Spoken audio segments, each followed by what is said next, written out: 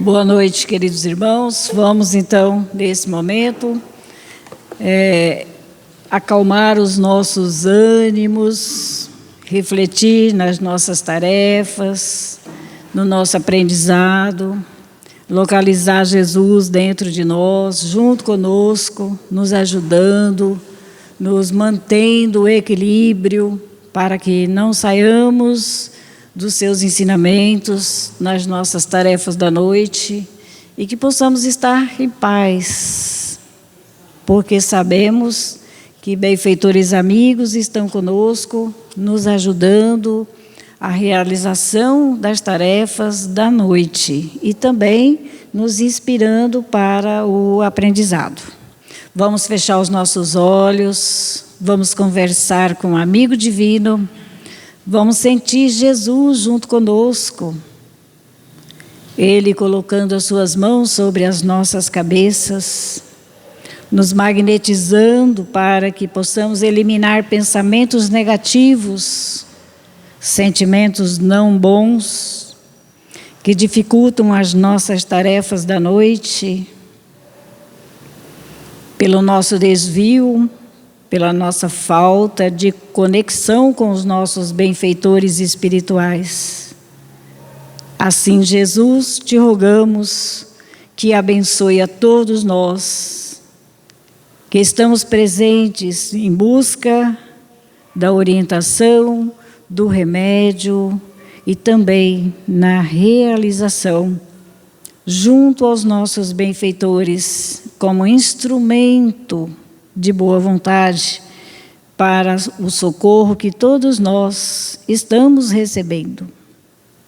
Abençoe os nossos irmãos encarnados, desencarnados, que juntos estamos com o mesmo pensamento, com o mesmo objetivo de buscar-te, Jesus, que está dentro de nós. E nessa confiança, te rogamos que abençoe a todos que não puderam estar conosco neste momento, mas que recebam, aonde estiverem, nos seus lares, nos trabalhos, que se encontrem a bênção da paz. Ajude-nos a estar contigo, Jesus, agora e sempre, que assim seja. Nós vamos estudar do livro Estude e Viva, né? Essa já é o nome do livro já nos convida a grandes reflexões. Estude e viva, porque só estudar não resolve. E viver sem aprender, também teremos mais dificuldades de podermos estar vivendo de acordo com os ensinamentos de Jesus. E nós vamos estudar uma lição que nos traz grandes reflexões para todos nós, na hora da crítica. E nos diz a lição: salientamos a necessidade de moderação e equilíbrio antes o momento menos felizes dos outros, porque a gente critica os outros, né? E às vezes no momento de infelicidade do outro, e a gente coloca tantas críticas. No entanto, há ocasião em que as baterias da crítica estão assestadas contra nós. E às vezes encontramos muitas críticas, né? Como também criticamos os nossos irmãos. Elas estão prontas para nos atingir, né? Junto de amigos, quanto de opositores, ouvimos o objulgatório e reprimendas. Muitas vezes a gente está junto de amigos, né, ou opositores, e a gente ouve muitas críticas, né, em tudo. E reprimendas, críticas e reprimendas.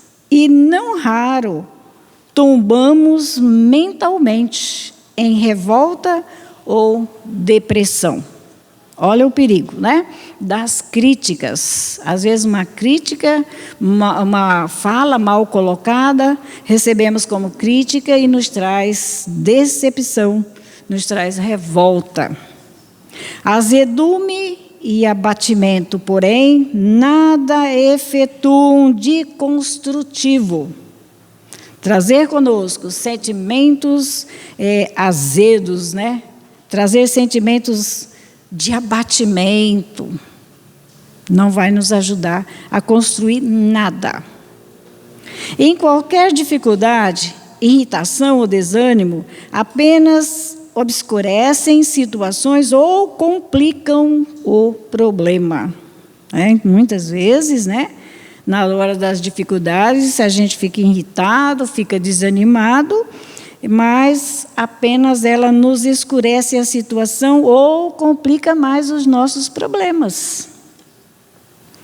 Atingido por acusações e censura, convém estabelecer minucioso autoexame. Então, se nós estamos sendo acometidos por acusação e censuras, a gente deve fazer um autoexame de nós mesmos, não dos outros.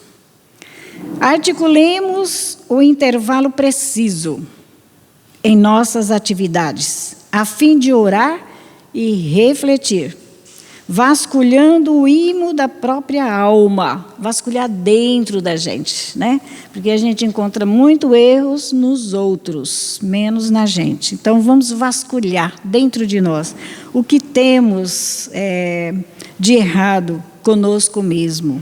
Analisemos sem a mínima compaixão por nós mesmos todos os acontecimentos que nos ditam a orientação e a conduta, sopejando fatos e desígnios que motivaram as advertências em lides, para que a gente possa analisar em determinada tarefa que nós tivermos, seja ela qual for, por que nós estamos assim, recebendo tantas dificuldades, tantos desentendimentos. É bom que a gente possa, dentro dessas líderes, desses trabalhos nossos, a gente receber essas advertências e analisar, com rigorosa sinceridade. E ainda temos que ser sinceros para conosco, porque aí não vamos criticar os outros.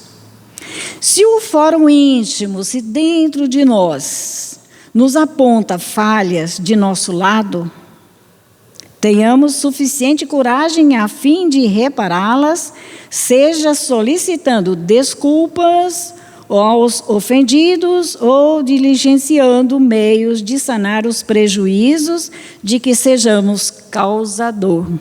Será que temos essa coragem? Causar prejuízo a outrem, no campo mental, no campo sentimental, no trabalho em que outra pessoa está executando. E será que a gente tem essa condição, essa humildade, Porque a gente sempre se acha humilde. Mas será que a gente tem essa humildade de buscar em desculpas, aliviar as nossas falhas, a quem a gente causou prejuízo? Essa é a nossa reflexão, para todos. Entanto, se nos identificamos atento ao dever que a vida nos atribui, se intenção e comportamentos nos deixam seguros quanto ao caminho exato que estamos trilhando em proveito geral e não em exclusivismo, proveito próprio, Então, vamos ver na tarefa que estamos, seja ela qual for, se estamos cumprindo com os deveres que somos atribuídos. Qual é o meu dever? Aonde eu trabalho, aonde eu participo, com quem eu participo, qual é o meu dever? Então, eu devo, ter um comportamento seguro, eu sei o que eu estou fazendo. Se eu não sei, eu tenho dúvida. Se eu tenho certeza, que nós possamos, executar toda a nossa tarefa com proveito e em benefício de todos. Saibamos acomodar-nos à paz e à conformidade, que a revolta nos traz desequilíbrio, desentendimento, né? Então, que nós possamos nos comportar acomodados com a paz. Eu estou em paz, porque minha tarefa, os meus deveres em casa, na rua, na casa religiosa, eu sei que eu estou cumprindo os meus deveres. Então, a gente vai ficar, né, acomodados na paz e na conformidade de que estamos caminhando o melhor. E, embora reclamação, tumulto nos cerquem, prossigamos adiante na execução do trabalho que nos compete. Devemos estar junto de todos, mas sabendo o que compete a mim a realizar, né? E a gente prosseguir adiante na execução do meu trabalho, do trabalho em que eu tenho os meus compromissos, seja ele qual for, né? Sem desespero, olha só, que equilíbrio nos traz essas lições do Evangelho, né? Sem desespero, sem mágoas, convencidos de que, acima do conforto de sermos imediatamente compreendidos, vigie a tranquilidade da sua consciência no cumprimento de suas tarefas, ou das tuas obrigações. Veja bem, nos traz grande compromisso essas lições, né?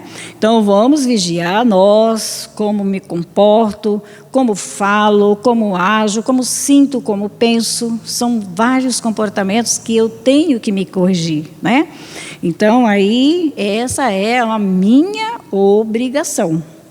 E aí, ele nos traz, na sequência do estudo, 3 condutas que vão nos ajudar a descobrirmos nós mesmos o nosso caminho. Veja bem, ele diz um trecho aqui e depois nos traz essas 3 conclusões.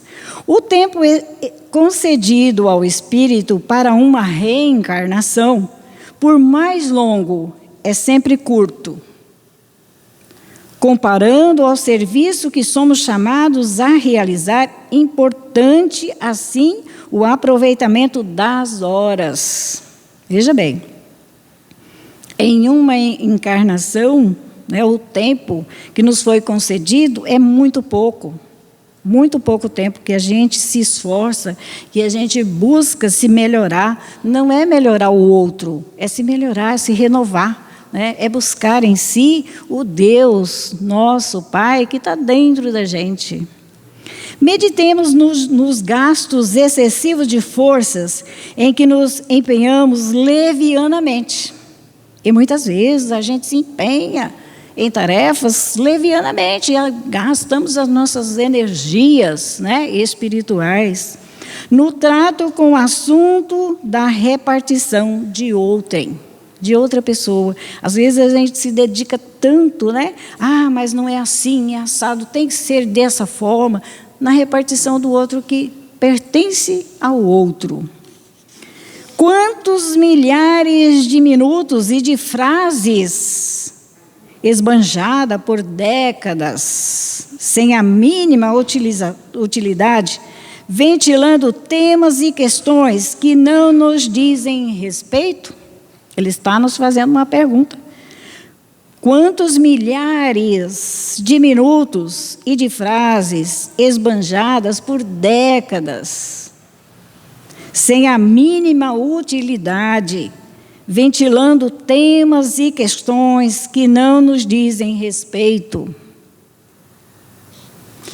Para conjuntar essa perda inútil, reflitamos em 3 condições, aliás, 3 conclusões de interesses fundamentais. O que nós precisamos buscar essa fórmula de viver. E ele diz assim: o que os outros pensam.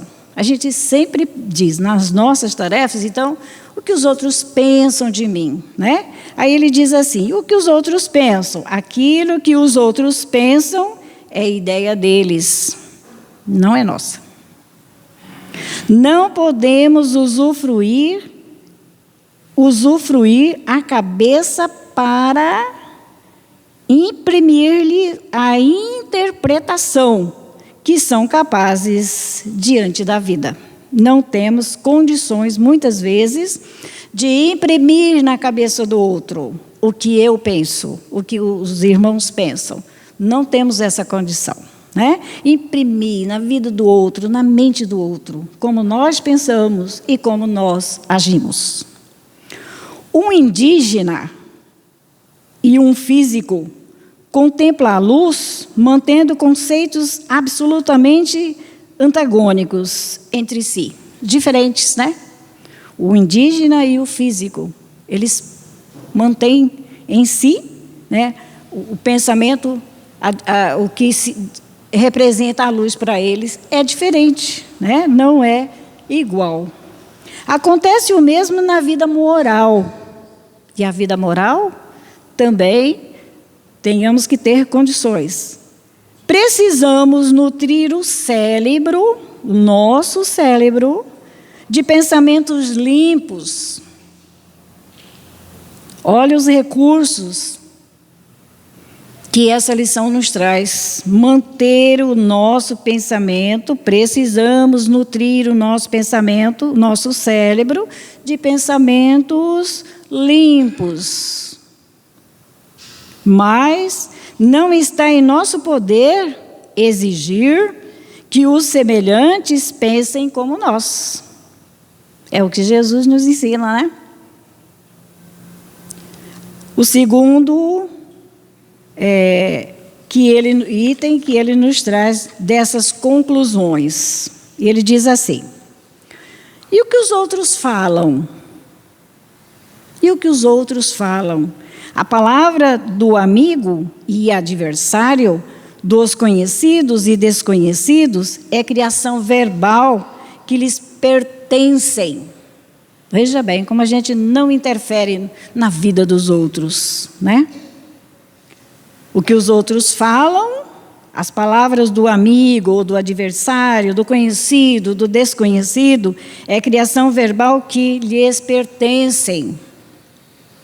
Expressam-se como podem e comentam as ocorrências do dia a dia com os sentimentos dignos ou menos dignos de que são portadores. Veja bem, o outro, a fala do outro, ele pode trazer como ele deseja falar, mas nós não, porque ele está trazendo a sua fala, os seus sentimentos, da maneira que ele é portador, o que sai da nossa boca, o que sai dos nossos sentimentos através do coração, nós somos portadores, né?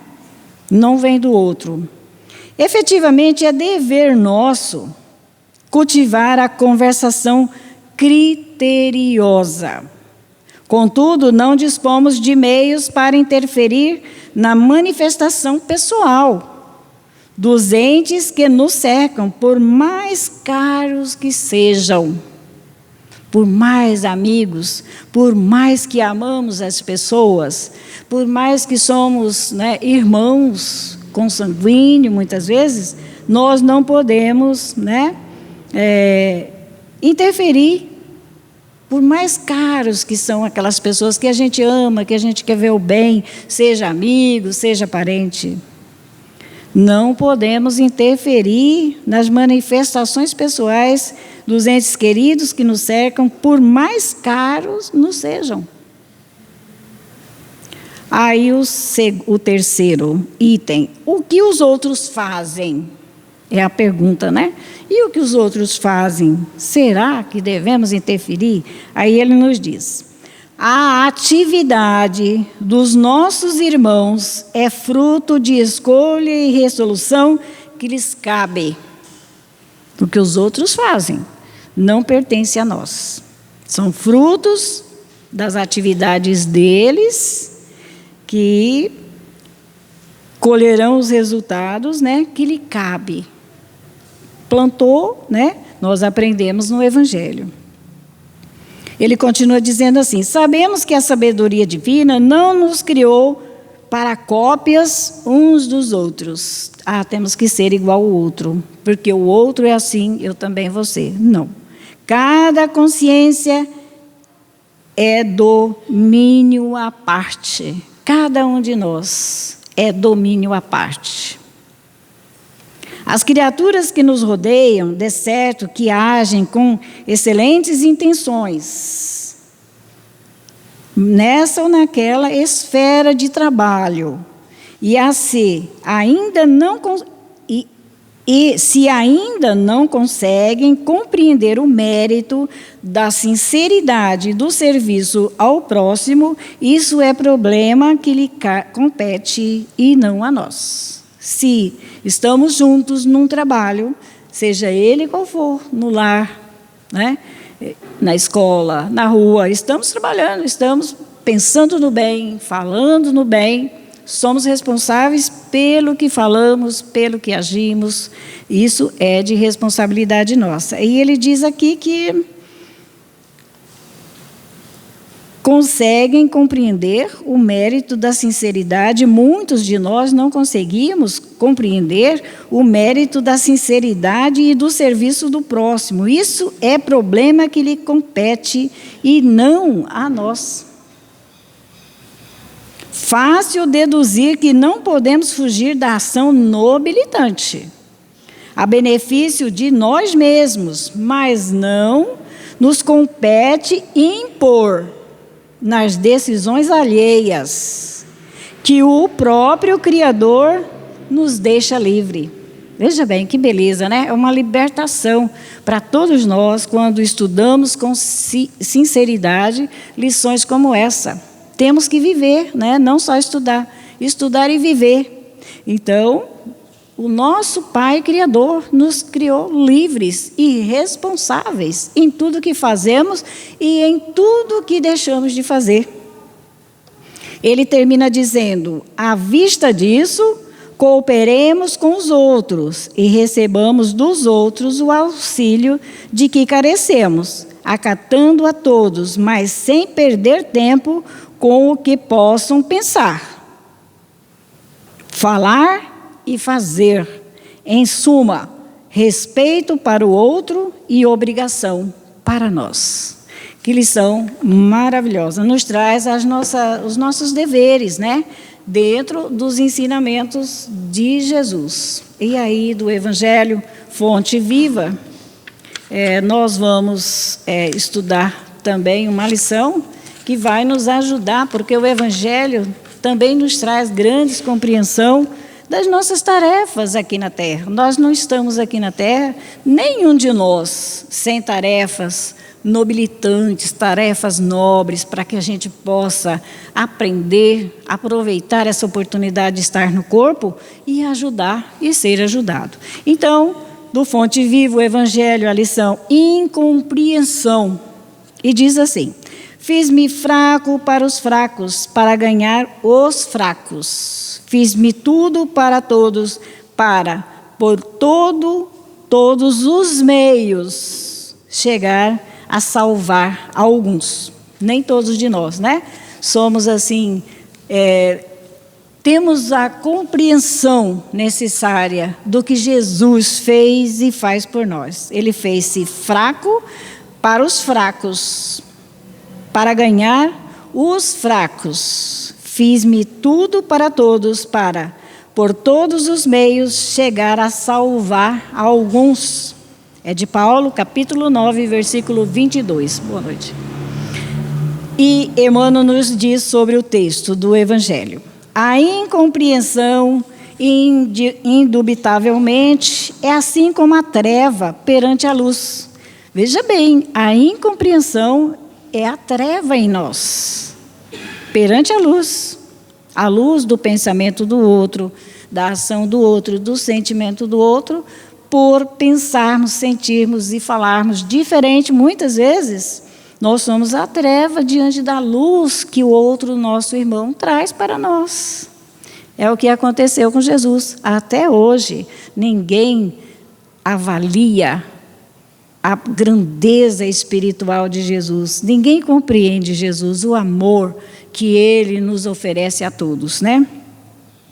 Entretanto, se a vocação da claridade te assinala o íntimo, se já temos o conhecimento do Evangelho, já temos um sinal de luz dentro de nós. Prossegue combatendo as sombras, nos menores recantos do seu caminho. Tarefa também, né?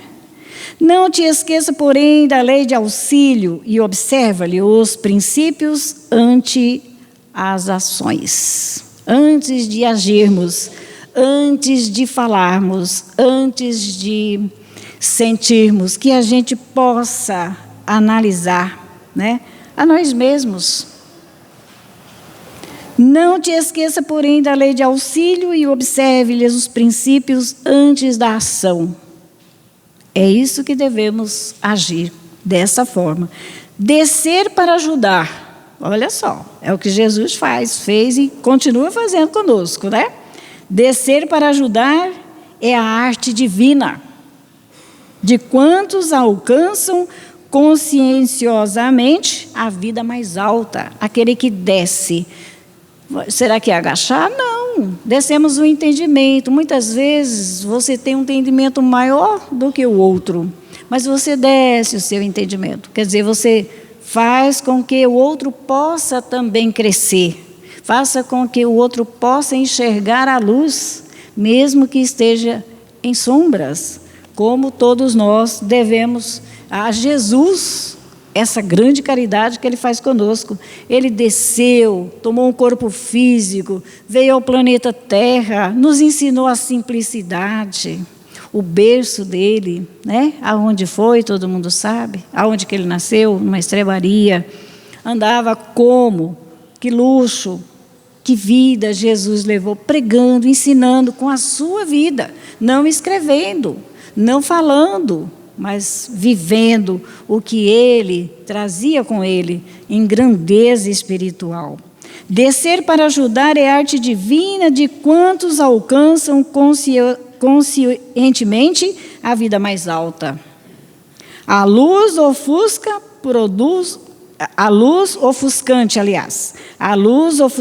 produz a cegueira. Imagine se Jesus trouxesse toda a sua luz, assim, que a gente não ia ter condições nem de olhar para Jesus, não teríamos condições, né, de fixar em Jesus a luz que Ele traz, pela nossa cegueira, pelo nosso desentendimento. Se as estrelas produzem a cegueira, se a luz ofusca produz a cegueira, se a estrela da sabedoria e do amor te povoa o coração, não humilhes quem passa sobre o nevoeiro da ignorância e da maldade.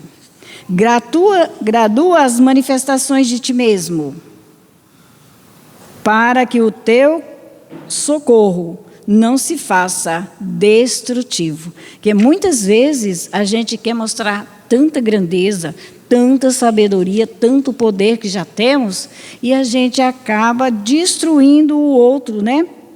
Ofuscando o outro, destrói, porque muitas vezes nós não temos condições como o outro irmão traz, em condições de sabedoria, de luz, e se a gente levar aquilo que a gente sabe de uma vez, muitas vezes pode nos ofuscar, né? Sentirmos mais cegos ainda. E Emmanuel continua dizendo, se a chuva alagasse indefinidamente o deserto, a pretexto de saciar-lhe a sede, e se o sol queimasse o lago sem medidas, com a desculpa de subtrair-lhe o barro úmido, nunca teríamos clima adequado à produção de utilidades para a vida. Por quê? Porque se o sol queimasse o lago, estaria inútil. Se, nos diz aqui, se a chuva alagasse todo o deserto, não tinha como produzir. Então, assim temos que sermos nós diante da vida. nem muita chuva, nem muito conhecimento que afusca o outro, mas dentro do coração que ampara, que socorre com fraternidade. Não te faças demasiado superior diante dos inferiores, ou excessivamente forte perante os fracos. A gente tem que ter esse cuidado, né? Porque nem todos nós temos condições de entender o que o outro, né, tão forte, tão cheio de luz, de força, chega diante de nós. A gente muitas vezes não suporta. Das escolas não se ausenta todos os aprendizes habituados em massa, das escolas não se ausentam todos os aprendizes habilitados em massa, e sim alguns poucos cada ano. E assim são as nossas reencarnações, né? Em cada reencarnação aqui na escola da vida, no planeta Terra, nós, os aprendizes, saímos com algo que aprendemos nessa existência. Toda a mordomia reclama noção de responsabilidade, mas exige também o senso da proporção. Conserva a energia construtiva do exemplo respeitável. Primeiro, né, nós devemos conservar a energia construtiva do exemplo respeitável, mas não esqueça que a ciência de ensinar só triunfa integralmente no orientador, que sabe amparar, esperar e repetir. Não clames, pois, contra a incompreensão, usando inquietudes e desencanto, vinagre e fel. Há méritos celestiais naquele que desce ao pântano sem contaminar-se, na tarefa de salvação e reajustamento. Então, veja bem o mérito celestial que podemos, todos nós aqui, adquirir no pântano, né? Podemos ir ao mais difícil recinto de pessoas, de irmãos com dificuldades. Mas a gente não pode deixar se contaminar, né? Porque o nosso irmão se sente em dificuldades. Que nós possamos amparar, ter condições de amparar. O bolo de matéria tensa reveste-se de lodo, quando arremessado ao poço, lamacento. Todavia, o raio de luz visita as entranhas do abismo e dele se retira sem alterar-se. Então, nós podemos estar em todas as situações da vida, em todos os recintos, mas não devemos deixar com que nos altere a visão da luz, nos altere a nossa paciência, a nossa compreensão. Não podemos sair com a nossa incompreensão alterada, com a nossa impaciência, né? Então, veja bem, que seria de nós se Jesus não houvesse apagado a própria claridade, né? Porque o Espírito iluminado, ele é uma luz. Então, o que seria de nós se ele não tivesse, né, a claridade que tem, mas ele apagou para mostrar que são iguais a todos nós, que ele estava se igualando às nossas condições, para que a gente não ficasse mais cego, né? Fazendo-se a semelhança de nossa fraqueza, Jesus se assemelhou a nós mesmos, para que lhes testemunhássemos a missão redentora. E ele nos ensinou que devemos agir de acordo com esses ensinamentos, né? Para que nós também possamos dar testemunhos da nossa vida aqui na Terra, não nos sentirmos vaidosos, orgulhosos, que é o maior perigo para a nossa vida. E continua dizendo Emmanuel: aprendamos com ele a descer, auxiliando, sem prejuízo de nós mesmos. Descer ao entendimento daquele que nos busca em condições, muitas vezes, em que a gente também possa ajudar. Descer, compreender o outro, significa descer, se igualar, né? Porque se a gente se sentir o melhor, o maior, o mais iluminado, vai prejudicar o outro. Então, nós temos que descer quando temos essa condição, né? Jesus agiu assim e nos ensinou a sermos assim. E, nesse sentido, não podemos esquecer a expressiva declaração de Paulo de Tarso, quando afirma que, para a vitória do bem, se fez fraco para os fracos, fazendo-se tudo para todos, a fim de, por todos os meios, chegar a erguer alguns, né?